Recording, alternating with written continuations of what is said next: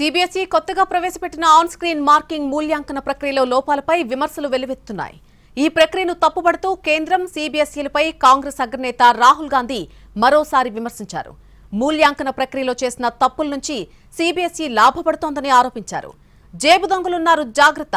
వారు सीबीएसई కార్యాలయంలో తిష్టవేశారు.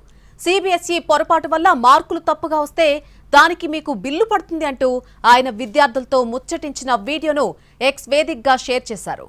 జేబు దొంగలున్నారు జాగ్రత్త, మార్కులు తప్పుగా వస్తే బిల్లు పడుతుంది అంటూ రాహుల్ గాంధీ విద్యార్థులకు వివరించారు. డిజిటల్ స్కాన్ కాపీ తీసుకోవాలంటే ఒక సబ్జెక్టుకు ₹100, ఒక పేపర్ రీటౌట్ లింకు ₹100, రీ ఎవాల్యుయేషన్ కు చేయించుకోవాలంటే కనుక ఒక ప్రశ్నకు ₹25. మొత్తంగా ఒక విద్యార్థి తన జవాబు పత్రాన్ని సరిగా దిద్దించుకోవడానికి దాదాపు ₹2000 చెల్లించాల్సి రావచ్చన్నారు రాహుల్ గాంధీ. 4 లక్షల మంది విద్యార్థులు దరఖాస్తు చేసుకున్నప్పుడు सीबीएसई ఎంత సొమ్ము ఆర్జిస్తుందో గమనించాలని అన్నారు. ఫోన్తో స్కాన్ చేస్తే తప్పులు రావడం ఖాయం. వాటిని సరిచేయడానికి అయ్యే ఖర్చు విద్యార్థులే చెల్లించాలి.